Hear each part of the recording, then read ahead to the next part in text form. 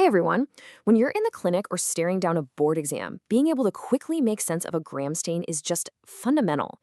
So today, we're going to break down a really powerful framework for classifying bacteria. And the goal here is to get you beyond just rote memorization to a logical system that lets you build a differential diagnosis and guide therapy with real confidence. And right up front, it is absolutely essential to give full credit where it's due. This elegant and, honestly, super effective classification system we're about to walk through was developed by Dr. Mohamed El-Nagi Mohammed. We're structuring this whole explainer around his brilliant work. So here's our game plan. We'll start with the clinical problem this whole system solves. Then we'll lay a foundation by getting the cocci organized. After that, we'll get into the real core of the system, a simple mnemonic for gram-positive rods. Then I'll show you the power of elimination. And finally, we'll wrap it all up for easy clinical use. Okay, let's dive into the core diagnostic challenge that, let's be real, every single one of us faces. So picture this. The microlab calls with a preliminary report from a critical specimen, maybe blood, CSF, sputum, and they tell you they see rods or bacilli. The immediate, absolutely critical question is, are they gram-positive or gram-negative? That one piece of information completely changes your differential diagnosis, and more importantly, it dictates your choice for empiric antibiotics. This framework is designed to give you clarity in that exact high-stakes moment. Now, to build this framework, we're not actually going to start with the rods. We're going to start by organizing the cocci first. It's a finite group, it's full of common pathogens, and we can separate them out really cleanly, which gives us a solid foundation for the whole model. The cocci really break down into two main groups.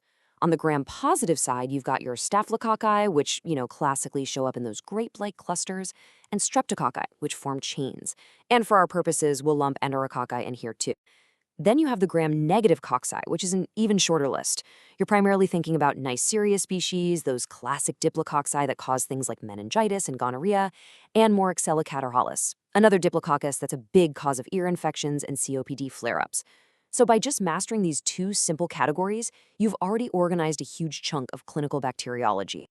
Okay, now we get to the central pillar of this entire system. The key to mastering the rods isn't trying to memorize every single one. No way.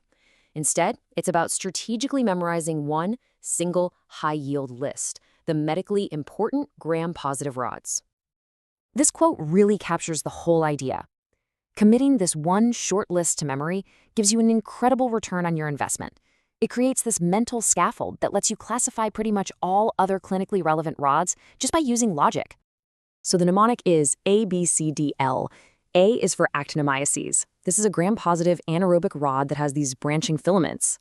Clinically, you think about it causing these deep, burrowing infections like lumpy jaw after dental work, and it's famous for forming those sulfur granules you see in draining tracts. Next up, B is for Bacillus anthracis, the agent of anthrax. This one is a big, spore-forming, gram-positive rod. Its virulence really comes down to a protein capsule and two nasty exotoxins, which lead to those distinct clinical pictures of cutaneous, inhalational, and GI anthrax. C stands for the entire genus Clostridium, and this is a hugely important group of spore-forming obligate anaerobes. This genus includes C. tetani for tetanus, C. botulinum for botulism, C. perfringens for gas gangrene, and of course, C. difficile, which is behind antibiotic-associated colitis, a really critical group. D stands for diphtheria, which is caused by Corynebacterium diphtheria. The big problem here is the diphtheria toxin, which messes with protein synthesis. This is what leads to that classic, thick, gray pseudomembrane in the throat, and it can also have scary systemic effects like myocarditis. And finally, L is for Listeria monocytogenes. This is a facultative intracellular rod that has this characteristic tumbling motility.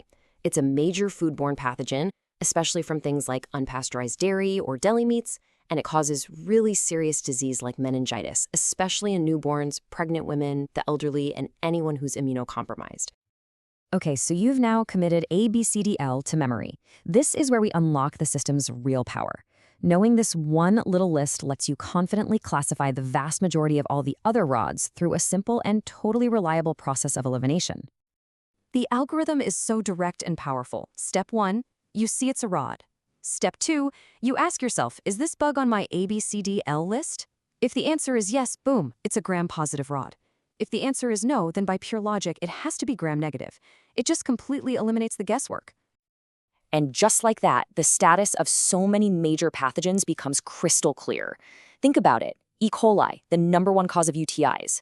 Pseudomonas, a huge hospital-acquired threat. H. flu, and all those enteric pathogens like Salmonella, Shigella, and Campylobacter. You immediately know all of these are gram-negative rods simply because they are not on the ABCDL list.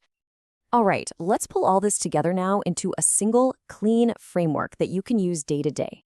This 2x2 table is basically your mental cheat sheet. You've got 2 buckets for cocci. Gram-positive, think staph and strep, and gram-negative, Neisseria/Moraxella. And for the rods, it's just as simple. The gram-positive rods are defined by our ABCD list. Everything else, literally every other rod, falls into the gram-negative category.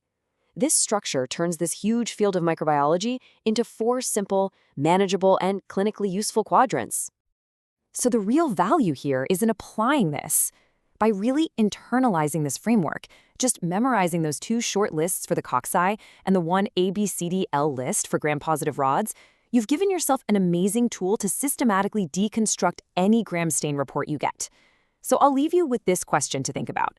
On your next rotation or your next exam, when you see a gram stain with bacteria on it, how is this structured approach going to sharpen your thinking and help you make better, faster decisions?